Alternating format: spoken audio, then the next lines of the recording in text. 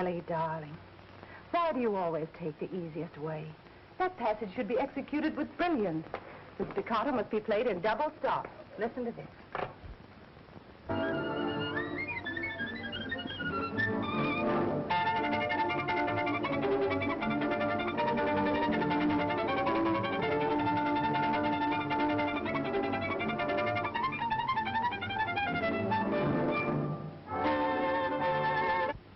That's the way Antoine Pirelli plays it. Do you see the difference? Yeah, I get it, Mom. All right. Go.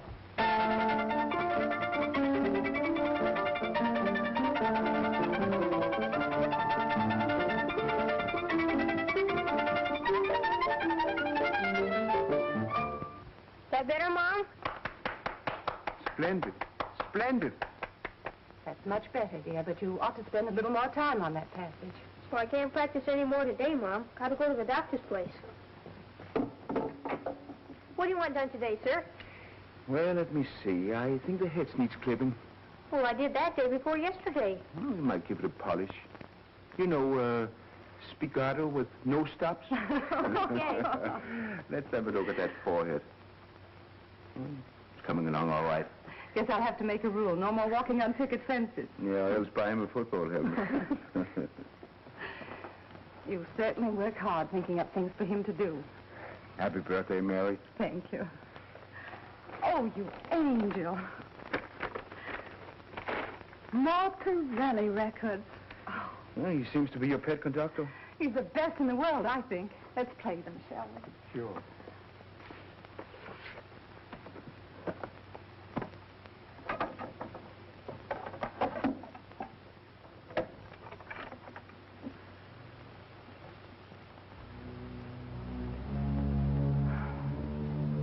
No one can inspire an orchestra the way he can.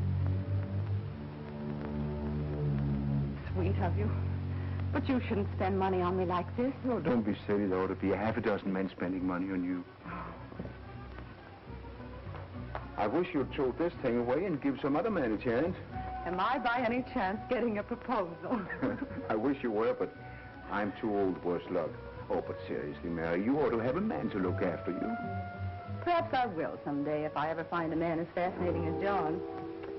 Handsome fellow in those days, wasn't he? That was taken in Paris a week after we met. And signed with all my love. A fast worker, wasn't he? Mm-hmm. Whirlwind courtship, whirlwind marriage, and 12 years of repentance. But you never stopped loving him. No. I don't know why it is that women always seem to cherish the men who've been unfaithful to them. I'm not sure now that he was. It was such a shock to me at the time. I was very young and idealistic. And impulsive. Oh, dreadfully. And before I had time to think, I'd run away to America, divorced him, hidden away here. And then discovered I was going to have Billy. Well, if a woman is going to walk out on a man like that, at least she ought to forget him. A woman doesn't forget a man like John Pierce. And if you ask me, a man doesn't forget a woman like Mary Stanley. I hope for his sake that's not true.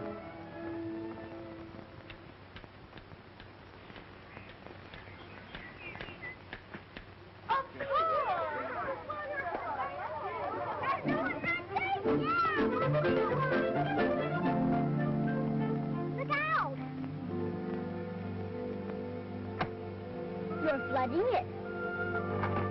All right, you know so much, you started. Not me. He's afraid he'll get his hands dirty. I am not. Oh, yeah? I'll tell my mother on you. Clarence is a snitcher. Clarence is a snitcher. Hi, Billy. Hello. My plane won't go. Come on and fix it.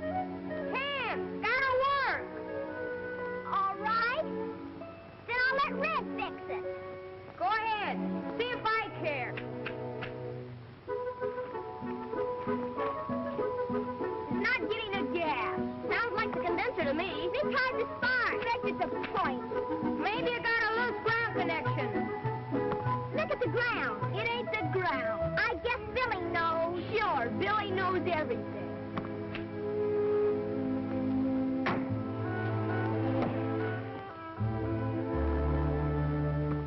Give me that.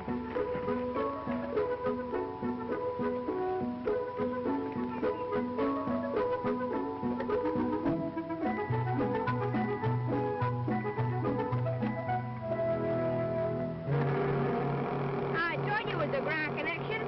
You see?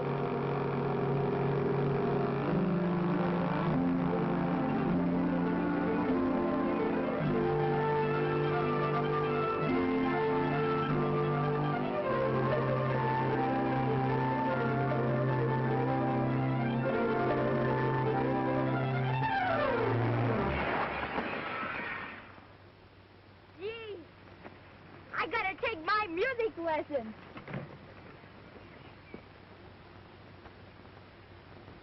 I see you, Billy Stanley. You come right here this very minute. Gee whiz. No, I'm going. You're not either. It was my plane. Yeah, but I flew it. I don't care. I asked you to. You do what I say or I'll never fix your old plane again.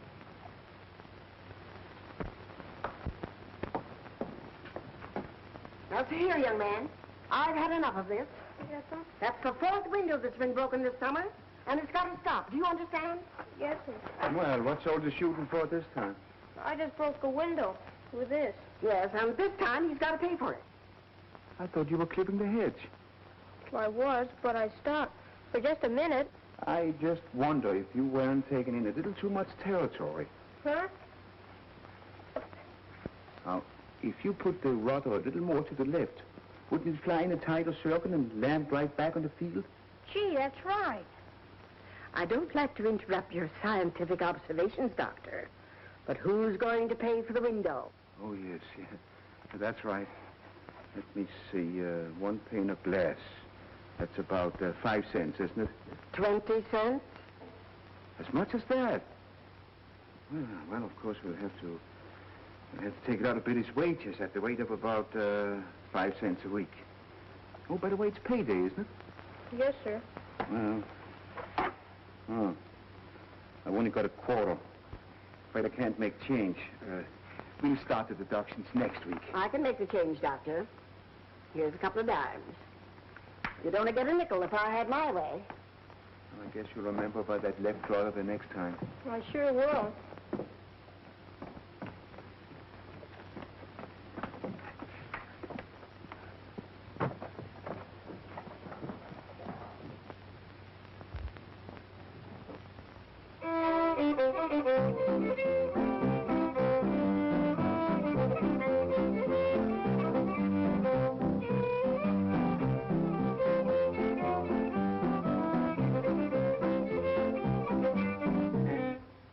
Mrs. Stanley. Well, Johnny, I got all the notes right, didn't I? letter perfect. But there's a great deal more to music than just striking the right note. Why are you always in such a hurry? Well, I got to play football. Johnny, why do you go on taking music lessons? Because my pop says I got to be an orchestra leader like Kay Kaiser. He says they make good money. Better than a truck driver, even. But you'd much rather be a truck driver, wouldn't you? Honestly. Sure. Who wouldn't? One of them big diesels. Then I wish you'd tell your father that I can't go on taking his money. Because you'll never make a violinist, much less an orchestra leader. Do you mean that, Mrs. Stanley? I regret to say I do. Gee, that's super!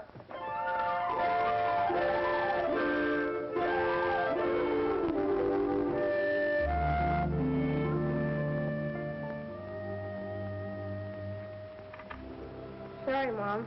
5-cent chai today. Meaning one soda. Nope. Busted window. Mrs. Hastings made him dot me that much a week. Well, I don't suppose that'll break it. Though every nickel counts just now. I know. Say, Mom, why can't I get a job in a dance orchestra someplace? Well, I might earn as much as $15 a week. We're aiming much higher than that, darling. Billy, dear, I believe you can become a really fine concert artist. Me? A concert artist? Yes. But first I have to get you to Chicago or Cleveland or New York for an audition. And that takes money. New York? Just wait till I tell Nancy. I'll bet she'll mind me now. I doubt it. But it means hard work this summer, Billy. At least 8 hours practice a day. Yeah, I suppose so. Life can sure be tough, can't it, Mom? You bet it can. But it can be splendid, too, with something like this to live for. That was Mrs. Mitchell. Francis got another sore throat. Really? She said you must fix him up so we can go to Mrs. Higby's musical this afternoon. Is that today? Fourth Sunday in the month. And you needn't look like that. You can't get out of going. Why do I have to listen to her pupils? Because you brought them all into the world, and their fathers and mothers expect it. I'm supposed to do. And you got to see Mrs. Bailey. She says her feet are bad again. Sometimes I wish they'd taken up plumbing. Don't know you'd have any more fun in the bathrooms. Here. Better take these along. Looks like rain.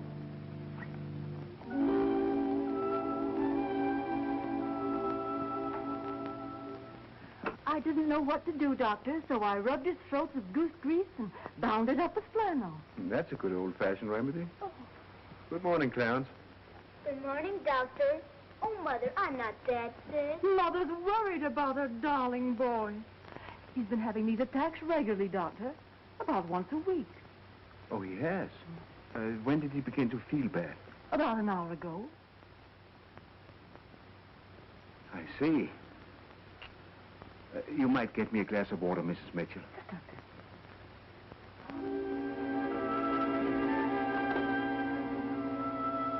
Open your mouth. Say ah. Mm-hmm.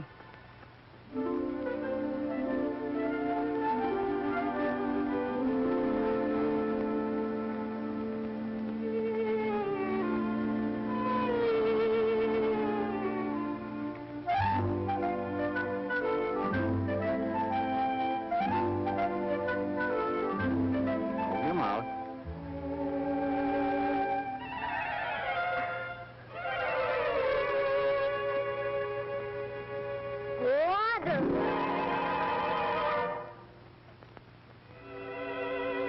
Now, Clarence, which do you think is worse? My medicine or Sunday school? Your medicine. Hurry, Mother, quick. Mother's hurrying.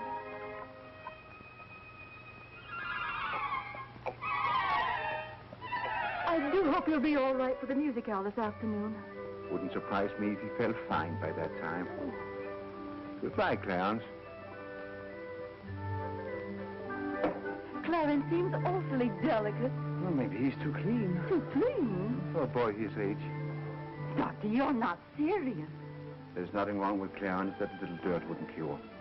Buy him a pair of overalls tomorrow and send him out with the rest of the kids to play in the mud. Sure. If he comes home too clean, put him to bed without any supper. And if that doesn't work, I'll send you all a great big bottle of that medicine.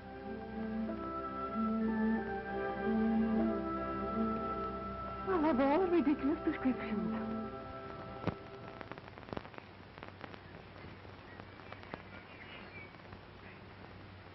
We'll have a bed just like that. Just like Marie Antoinette. No, that's too fancy. It is not. I wouldn't have a thing like that in my room. Look here, Billy Stanley. You've got to let the woman furnish the house or our engagement is off. Well, I guess if the man earns the money, he ought to have some say. He ought not. Well, I heard Dr. Christian say the man ought to wear the pants in the family. Yeah? Well, Dr. Christian is old-fashioned. We've got equal rights for women. Haven't you ever heard of the 19th Amendment? Oh, give me the funnies. I want to see how Dick Tracy gets out of that concrete mixer. Nancy, darling. Yes, Mother? Oh, hello, Billy. Oh, Nancy, darling, Mother wants you to get the music out of the secretary and be sure to keep it in the right order. Say, Mom, why don't you ever let Billy play any of these Sunday things of yours? Well, it isn't that, well, it's just that you're such a very little girl, you wouldn't understand.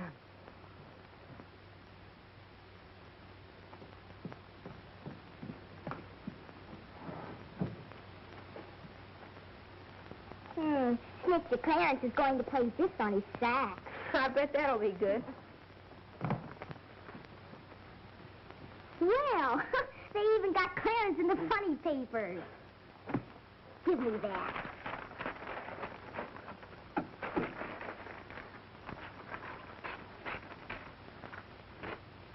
Oh, I'm so glad that you could come this afternoon. We wouldn't have missed it for anything. It's simply lovely. And you, my dears, I'm so happy to see you. And darling Clarence, how does your throat feel?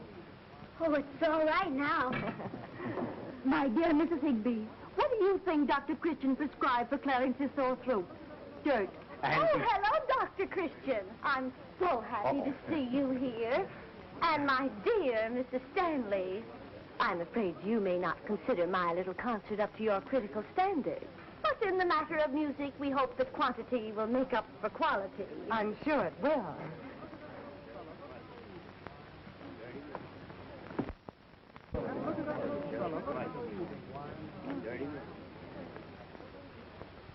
I am so glad to see you all here this afternoon. And I am so happy to think that perhaps these monthly recitals add at least a little to the cultural tone of our city. And now, we will open the program this afternoon with a violin solo by my newest pupil, and one whom I am sure you will agree with me shows great promise, Johnny Bates.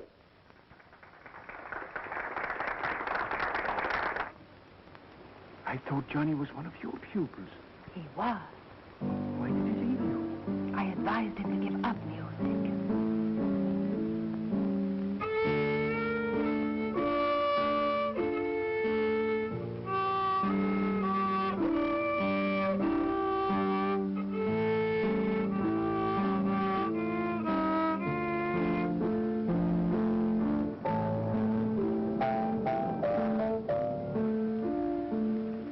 Maybe you were right.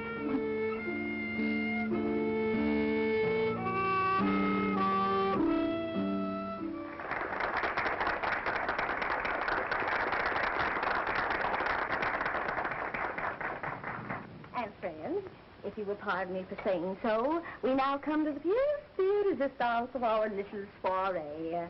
A saxophone solo by darling little Clarence Mitchell.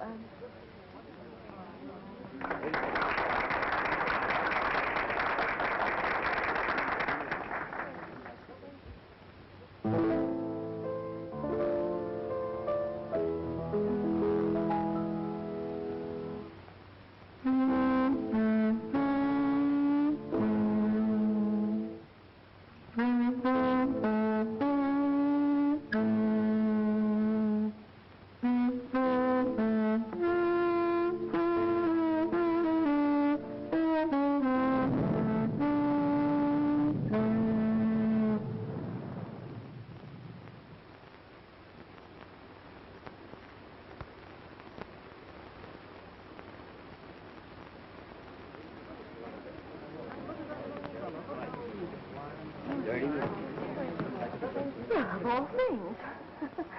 A little unfortunate circumstance.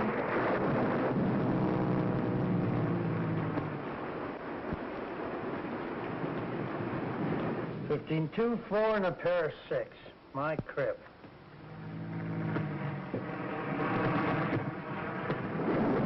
Somebody in trouble? Sounds like it.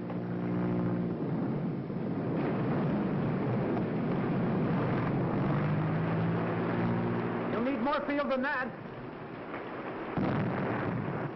Better call Dr. Christian. Where? The landing field.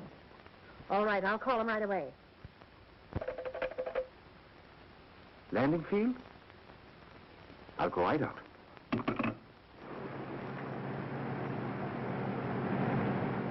This is Dr. Christian. How do you do? The patient's a very important man. Are you competent? Well, I've had considerable experience. Good. I must get the maestro to Chicago as quickly as possible. There's an important contract. The maestro. The great Antoine Ferris, sir. Antoine Ferris.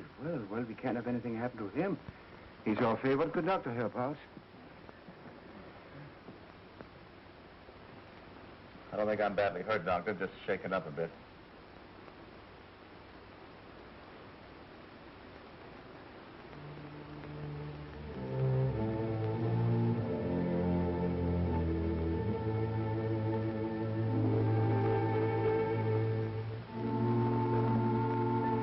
Can you sit up a minute? Oh, sure. Thank you. What's the answer, Doctor? I'm all right, Mickey. Arranged for accommodations on the next train. I'm afraid you'll have to postpone the trip. What's on your mind, Doctor? Well, I don't think there's anything serious, but I'd like to keep him under observation for a day or so. Possible. We must get on to Chicago. I'm quite well enough to travel. You better sit down. Hey. But, Maestro, the doctor is right. You are hurt. Quite badly, I think. Think of the headlines I shall get in every paper in the country. Worth thousands to us.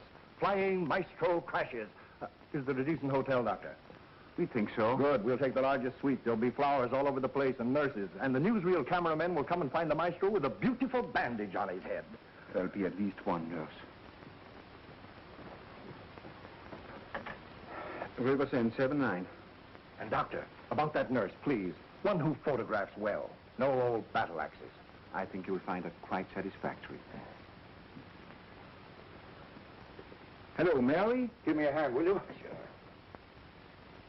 But, Doctor, isn't Judy available? Well, Judy is still on her vacation, and Stella Carson only leaves in the daytime. Mm-hmm. You'd better come right to the hotel. Goodbye.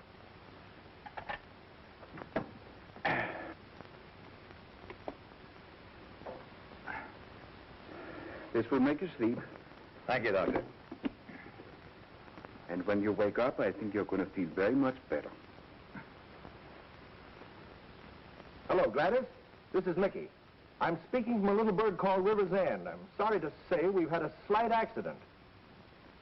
No, not bad, but there's a horse and buggy doctor here who sent Antoine to bed for a couple of days. Well, if Antoine is hurt, I'm coming at once. Oh, it's nothing serious.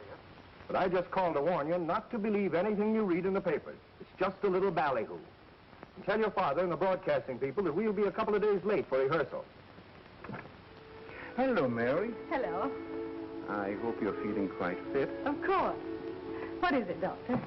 Slight concussion. He's sleeping under a sedative now.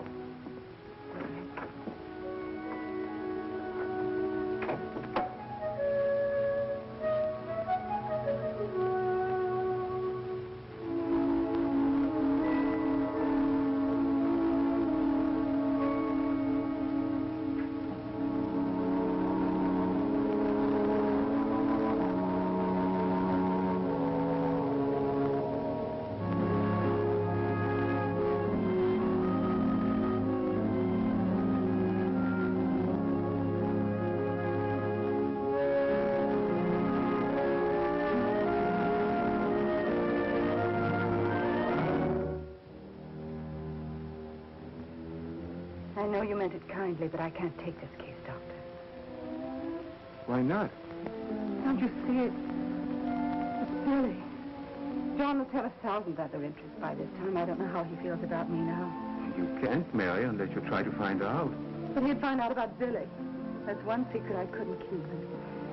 And then he could take him away. No court would do that after all these years. I know, but Billy's musical career, John could sponsor it. He's got the power and the money to do it. I couldn't stop him once he found out. And then I might lose my son. Listen, Mary. I can't let you throw this chance away. For your sake or for Billy's. You did a foolish thing once in Paris. Perhaps now you could right that wrong. I can't risk it. I can't. Aren't you thinking only of yourself? I'll find some other way to get Billy started. Some way that will let me keep him. Perhaps you can. But a man like Pirelli has a right to know his own son. Think how much it would mean to Pirelli to give the world a son with such talent. And think how much faster and further Billy could go with his father behind him. You can't consider only yourself now. You know you can't. But don't you see? Billy means so much to me. He's all I have. You kept a sacred well about John Pearson, Antoine Pirelli. Even from Billy and from me. You can keep the secret about Billy from his father until you're sure that it's safe for you to tell. And if he still loves you, think what you might be throwing away.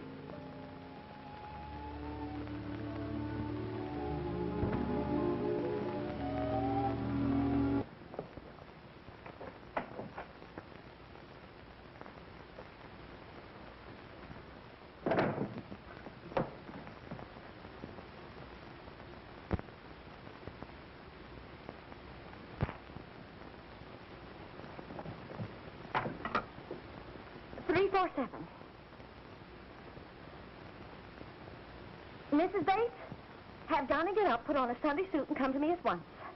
With his violin.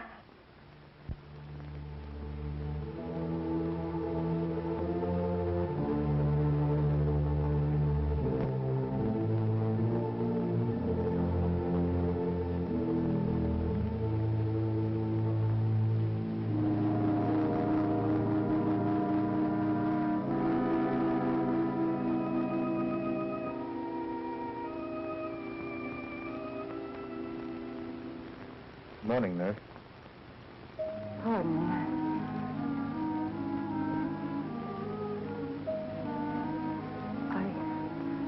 I must have fallen asleep. I beg your pardon. I'm the one that's been asleep. When did you come in? I've been here all night. I must speak to that doctor. His sedatives are much too effective. Would you open that blind little for me, please?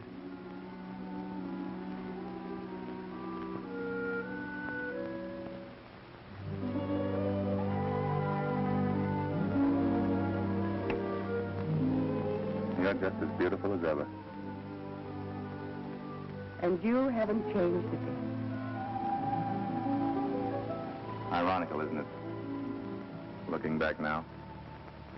We were so young. I was so... Impulsive. Well, after all, you did divorce me by publication.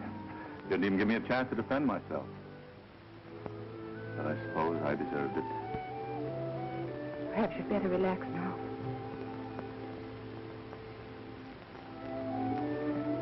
How have you been getting on, Mary? Well, as could be expected, I have my work, and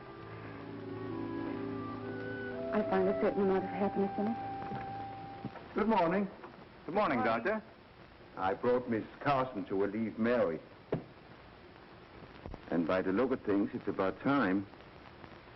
The patient looks better than the nurse this morning. Then we have the nurse to thank for it. You better go home and get some rest, Mary. Am I well enough to have visitors today? I think so. Might even take that bandage off today.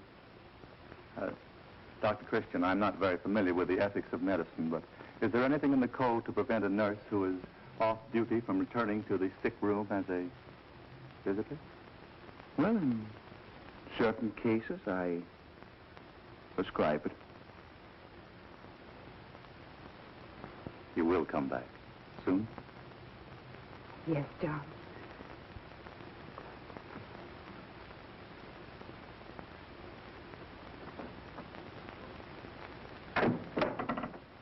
Did you tell him? No, not yet. Why not? I'm not sure in my own mind yet. Oh, now listen, Mary, it's about time you told him, don't you think so? Mr. Delancey will be down in just a moment, Mrs. Higby. Thank you. Come along, children. Get out your instruments. Hurry along. Hurry along. Silence. I'd like to see Mr. Pirelli, please. I'm sorry, I can't disturb Mr. Pirelli. Why, Miss Martin.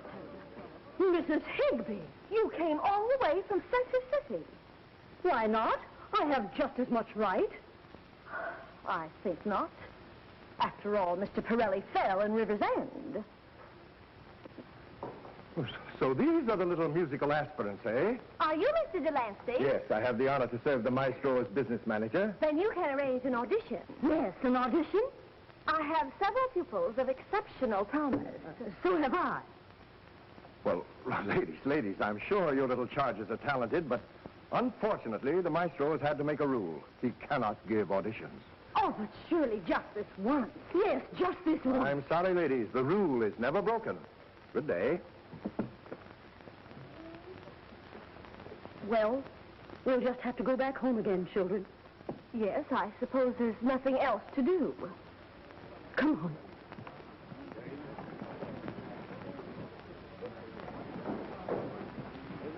No, Johnny. No. But I thought you said we were going home. We are not going home. Follow me, children.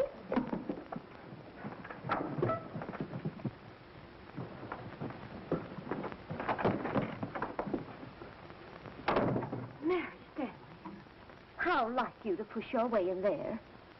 Push my way in. If he's agreed to give Billy an audition, I shall most certainly see that he hears my pupils, too. There's been no mention of an audition. Mr. Pirelli is ill, and I'm the nurse. I always said I should take up nursing. Now, children, this is a little piece that we all rehearse together. Now, you may not know all of the notes so well, but we'll do the best we can. 1, 2, 3, begin.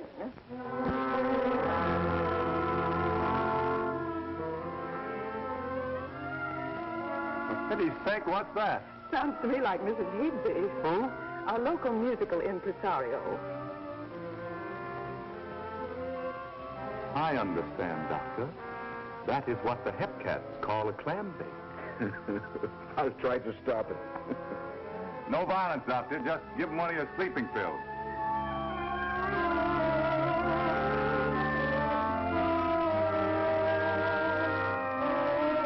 Is he listening? Yes, intently. Does he want us to go inside? No, I couldn't allow it. You see, Mr. Pirelli has been quite ill. I wanted to rest. But it would only take a minute. I'm sorry, Mrs. Higby, but I mustn't. Unless you leave at once, I cannot answer for the consequences. All right, children. I guess we will go home.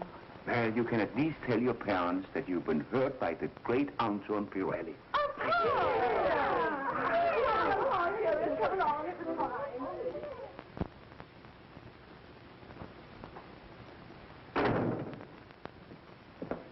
Gee, Mom. What's going on around here this morning? Why, dear? Oh, you look sort of all shined up. This may be a great day for us, Billy, darling. Yeah? How? I'm going to take you to the hotel with me. And maybe, I'm not quite certain, Antoine Pirelli will hear you play. Well, I thought we'd get a trip to Chicago or New York for an audition. But this is Antoine Pirelli. You should be thrilled. Sure. I'm thrilled, all right. I guess you are, too. Maybe that's why you're happy and sort of beautiful. Maybe before long, you'll know why I'm all shined up today.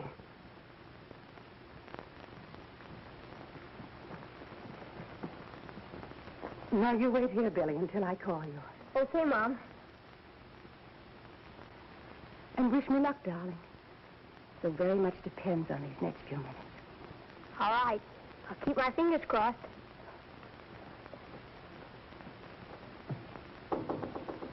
Come in.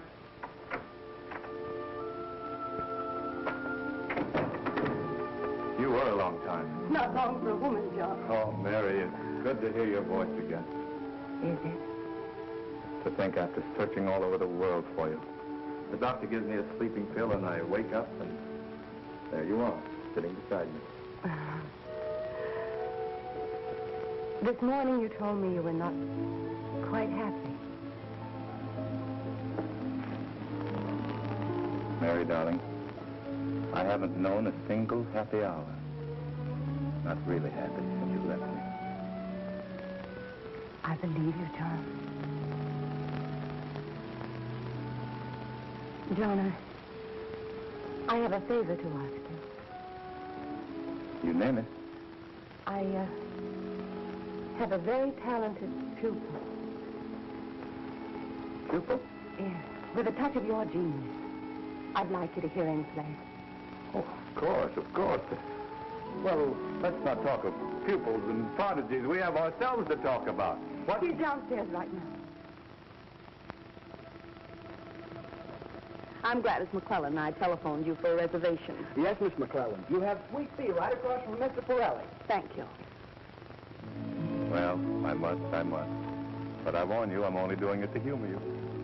And after that?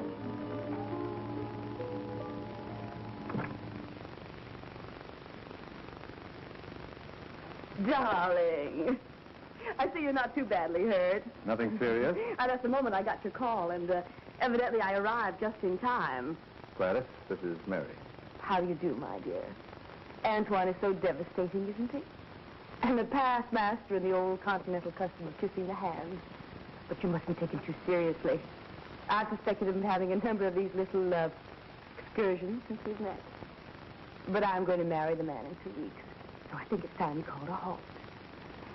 And now, I'll take charge if you don't mind. I think I'll be much more soothing than a new and pretty face, won't I, darling? He's such a susceptible old pet. Wait, Mary. I think you deserve an explanation. Well, of course. But not now, darling. You're much too ill. And besides, I'm sure that this lady and I understand each other perfectly. I'll call you later, Mary.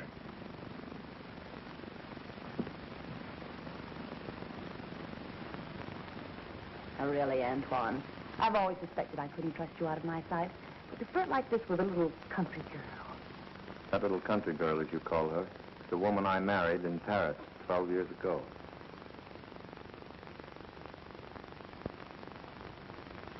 Darling, how very romantic. But did you tumble out of the sky by mental telepathy to find us here? This is no matter for amusement. I see. But Antoine, pull yourself together. After all, you've become an important public figure, and for you to be thinking of a woman like that, why, she'd hardly grace your dinner table. Listen, darling, I know how upsetting it must be, but you've got your career to think of. And I think I deserve some consideration. Please, Gladys, I know all that. I'm terribly sorry. Then for my sake, let's get on to Chicago. You'll probably feel differently in a day or two, and if you don't... Please, I'm much too confused. Later on, if you don't mind. Good morning, Maestro. Gladys told me you were better. Yeah, I'm all right, Mickey. Excellent, excellent. Now we'll miss only one day of rehearsal. I phoned for accommodations on the next train. Well, you can cancel them. What? I suppose Gladys also told you about Mary. Yes. It must have been sort of a shock. Old memories and all that, and it's no good turning back. Besides, we're good businessmen. We can't jeopardize our contract. Can't you think of anything besides business and contract? Sure, but this is a chance of a lifetime. $200,000. I don't care if it's $2 million. I promised Mary I'd listen to one of her pupils play the violin. An audition? Well, I thought we settled that sort of thing years ago. Why, only this morning I chased 20 child prodigies out of the hotel lobby. Don't you understand, Mickey? This concerns Mary. I promised her. So, you promised to hear a kid play the fiddle. Well, what's that compared to your other obligations? What about me? What about Gladys? You promised to marry her. That, I think, is something that concerns Gladys and me. Most important of all is that I promised myself something 12 years ago in Paris. This, after all I've done for you. Oh, for heaven's sake, Mickey, don't start that again. Well, look what you are today. And look what you were when I found you in Paris. Plain John Pierce. A genius starving in an attic. Oh, cut it, will you please? No, I won't. I invented Antoine Erle. I put you over on the American public. I made you headline stuff all over the world, and this is the way you repay me. No good, Mickey. If you had anything but a money bag for a heart, you'd understand. Now, if you don't mind, take the layer, will you? That's done it. This is the end. To think of the once great Michael J. Delancey playing second fiddle to a small-town music teacher.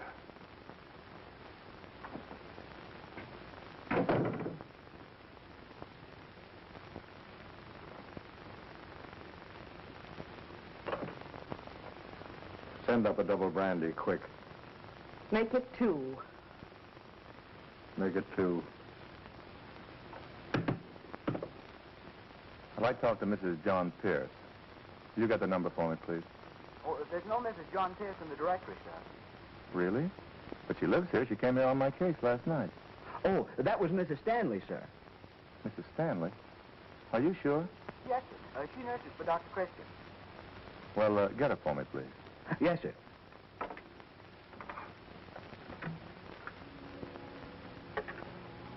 Hello? Hello, is this Mrs. Stanley's residence? Yes, sir, this is Mrs. Stanley's house. Can I speak with her, please? Well, I'm sorry, sir, but my mother isn't here just now. Did you say your mother? Yes, sir, Mrs. Stanley is my mother, but she's gone out of town. Oh, I see. Thank you.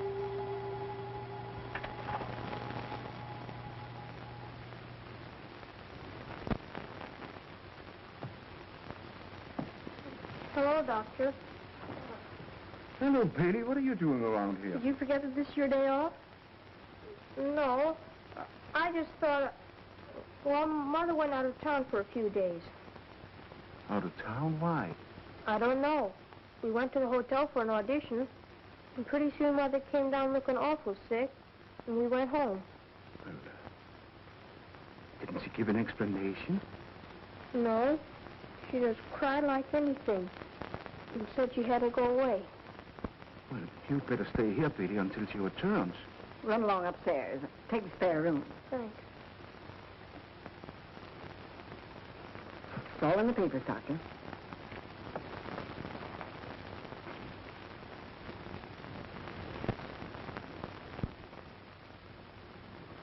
I can't understand it. If you'd seen him with Mary just now... Well, from what I hear, this Gladys McClellan usually gets what she wants. Operator, give me the hotel. I want to speak to Mr. Pirelli, please.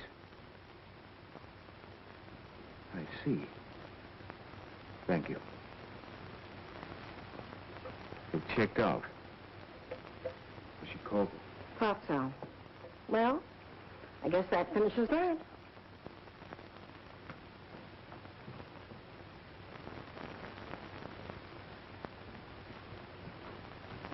Those are mighty good pancakes, Mrs. Hastings. There you are, Doctor. Another of your medical theories shot full of holes. Who says the human stomach only holds one quart? Well, when a fella gets a free meal, he ought to make the most of it. That's right, Billy. Yoo-hoo, Billy! Sounds like Nancy. Yeah, Better hurry. Women hate to be kept waiting. you bet they do. I know. You better prescribe for yourself this morning. You didn't eat a thing. It's no use, Doctor. In spite of all your knowledge and medical research, you'll never know why a woman acts the way she does when she's in love. I don't know what Mary was thinking about. Thinking? Women don't think. They feel. They haven't got any brains. Just a few assorted emotions. And only about 3 of those. The strongest being to protect her young. That's number 1. I suppose she thought it was the decent thing to do, to walk out like that. Decent? When is a woman ever decent when she wants to fight for a man? That's emotion number 2. Not much fighting, Mary. When the other woman showed up in the scene... Other woman? There's always another woman. That's when the fight really gets going. That's number 3. Oh, no, Doctor. A man will never realize what makes the wheels go round in a woman until he's married to one and gets it beaten into his head with a rolling pin. Then he says he's misunderstood.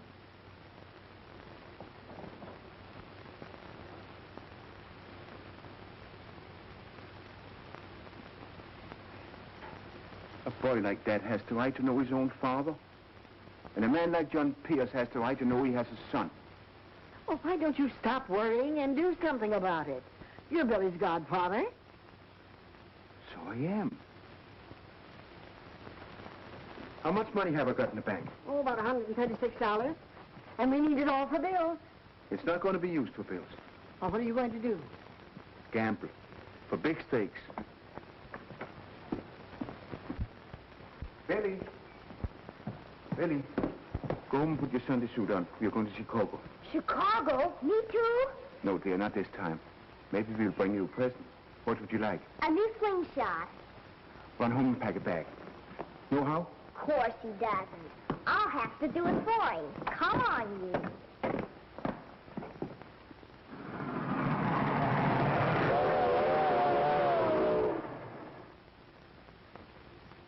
Northern Broadcasting Company. Operator. Just a moment, I'll Music see. library. 1 moment. But my daughter has the most marvelous voice. She can sing high C. High C, dear. No, not here. Madam, I told you that auditions are Wednesdays and Fridays only, and never in the lobby. Very well. I shall take Irma to the Excelsior Broadcasting Company. Sure you, madam. That is law. Auditions Wednesdays and Fridays only. We are not here for an ordinary audition. We wish to speak to Mr. Pirelli. Senior Pirelli rehearse the 5th floor. Thank you. Oh, you can't see him. No one is allowed in the rehearsal room except staff and sponsors. Oh, but this is urgent. We've come a long way. Sorry, sir, but we don't violate the rules for anyone.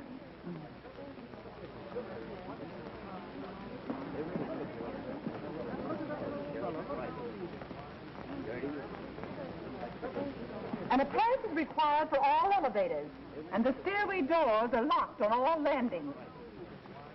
The complete tour of the Northern Broadcasting Company for 40 cents. Get your tickets, folks. See how radio works for only 40 cents. See the world's greatest and newest phenomenon, television. I think you will be pleased with the orchestra, Signor Pirelli. We've spared no expense in assembling the best men. Have you any orders to give before we start the rehearsal? Oh, I beg your pardon. You'll have to speak louder, Mr. Simpson. Antoine is here only in the flesh today. His mind is far, far away. I asked if you had any orders, sir. No, none. This is the Master Control Board. The sounds of any program emanating from this company are mixed in the monitor room of the studio, communicated to this board, and cleared here. The program travels from here by wire to the broadcasting towers, where it is released to the world. And this is the artist corridor with dressing rooms on either side. Here the great ones of radio and screen relax. Oh, if Clark Gable should come out, I'd just faint. Or Carol Lombard. Shirley Temple for my dough. It's a good thing Nancy isn't here. You better. She'd sock me in the eye. This way, please. Do we have to go now? Can't we wait till some of the stars come out? They rarely come out before sundown.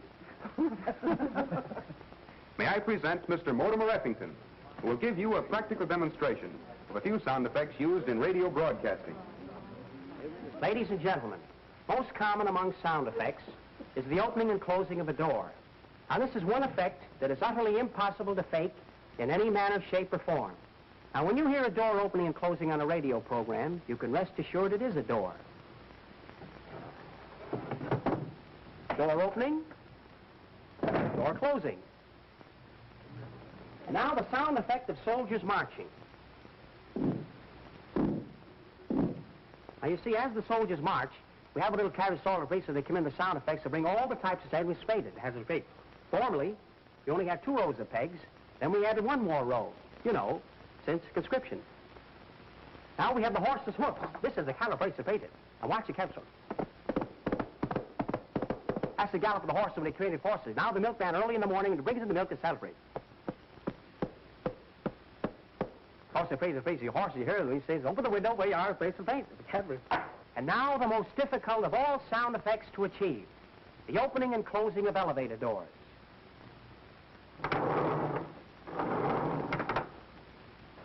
Oh, that's only a roller skate. What are the wild waves saying? Storm at sea.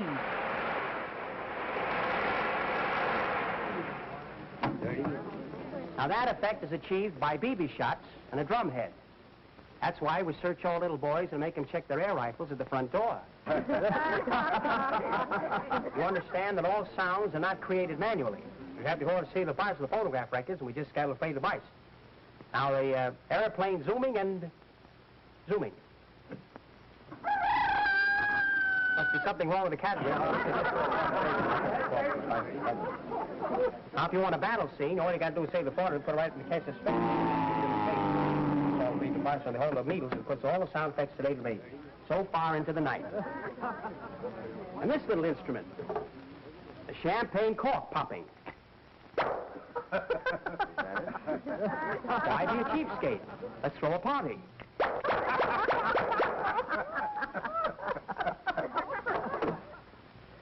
Now, have I made myself perfectly clear? Please, I'd like to know how you simulate the sound. Oh, of course. You see, as we take the little voice to spade and we go through the sound of the microphone, we don't have any center radius. We just carry forward bites, bring in the cat voice, and all the way through sport. The cat straight to the fine scene has to go through the whole reach, and the sound effects coming back to the voice in the face. Here, ladies and gentlemen, we have a television broadcasting camera. In that room is the receiving set. Now, if you will just step in there, we will give you a practical demonstration. If someone, young man, Yes? would you like to go home and say that your voice and picture had been broadcast by television? Boy, that'd be keen. And step this way. Do your stuff, baby.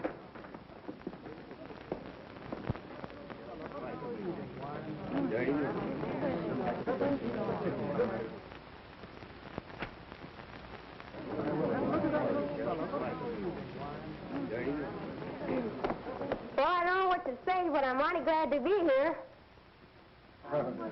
Isn't that wonderful? Yes.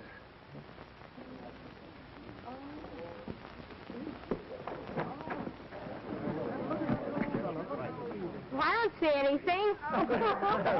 It's pretty hard to see yourself on television unless you could be in two places at once. Oh, I have to be twins, wouldn't I? The announcer will merely say, Mr. McClellan of the famous McClellan Products takes pleasure in presenting Senor Antoine Ferrell and his orchestra. Do you follow me, Mr. Pirelli? I doubt it. Oh, yes, I follow. I'm sorry to be so abstracted today. Well, well, welcome home from River's End.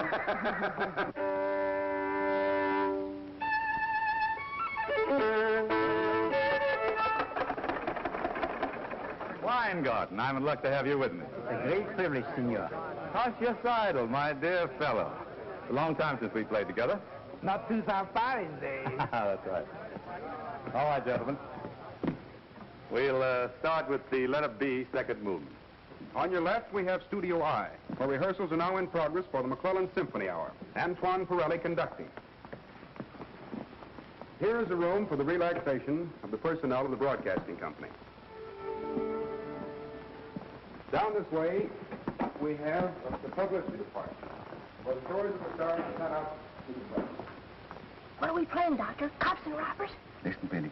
For the next few minutes, you must do exactly as I say. And not ask any questions. Understand? Yes, sir.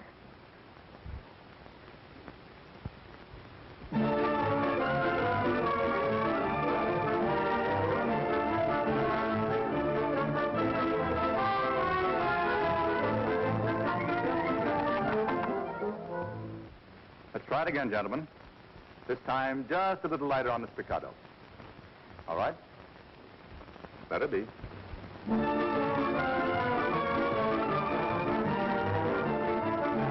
know that. Sure. Take out your violin.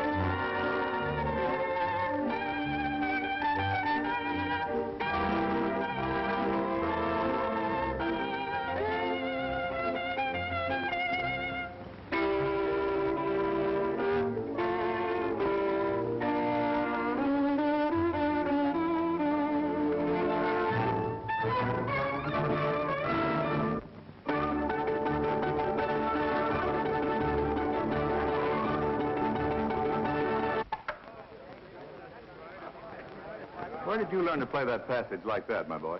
My mother taught me, sir. Your mother? Dr. Christian, who is this boy? Mary's favorite pupil. The one you were to listen to. What's your name, son? Louis Stanley, sir.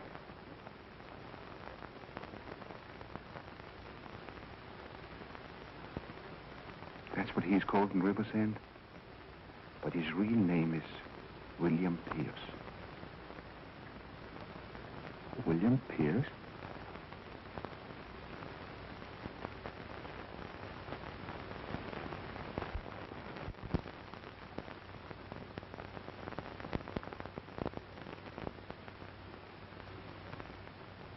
You play well, my boy. Memories die hard, don't they, Antoine? What do you want me to do, Gladys? There's only one thing for you to do. I'll do the rest. You know, I might be able and capable of coping with her. But a son, that's too much for me. So I'll bow out. You're being splendid about this. No. No, I'm not really, dear. I couldn't marry you and have those memories coming between us. Every time you took me in your arms, I'd know that you were thinking of her. Gee, Doctor, it's all kind of mixed up. No, it's been a little mixed up for me, too, but it'll all be straightened out now. I don't know. How do you talk to a guy when you've just found out he's your father? What'll I call him? I wouldn't worry about that. I'd just say, well, just whatever you feel. I know. I'll just say, how do you do, Father? No, that's too stiff and formal-like. Hello, Daddy. No, that's sappy. Hiya, Dad. See, that sounds pretty good. Sounds pretty good to me. Hello, son. Hiya, Pop. Dr. Christian, hadn't you better take Billy to my hotel and after lunch tomorrow, take him out to the ballpark to see the White Sox play. Would you like that, son? Boy, that'd be super. And say, maybe you better get a couple of suits of clothes. Dr. Christian will help you pick them out. And a dinner coat. Gee, you mean one of those with a hard-boiled shirt? Sure, if you're going to hang around this Mickey guy, you got to get used to a stuffed shirt. But, Maestro, please, the rehearsal. Now, look, Mickey, I'm tired of being a puppet. You've pulled the strings long enough. From now on, I'm going to stand on my own hind legs and cast a shadow. I've got some unfinished business to attend to, but I'll be back in time for the broadcast, and that's all you need to know. How's that, son? That's telling him, Pop. Oh, Dr. Christian, take good care of my boy. I always have.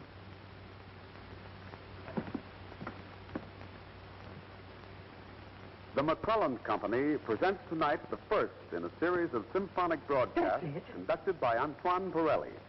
Our guest soloist is a boy violinist making his debut in radio, Antoine Pirelli, Jr. He will play the arrangement of the Brahms Hungarian dances made famous by his proud parents, Antoine Pirelli, Sr.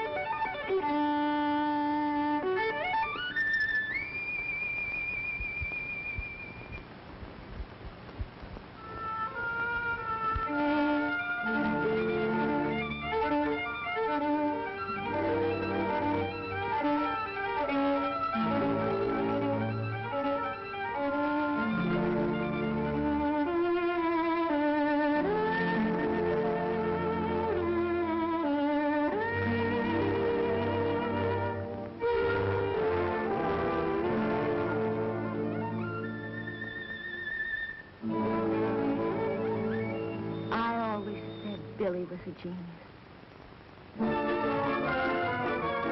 And Johnny, tell your father I can make you a genius, too.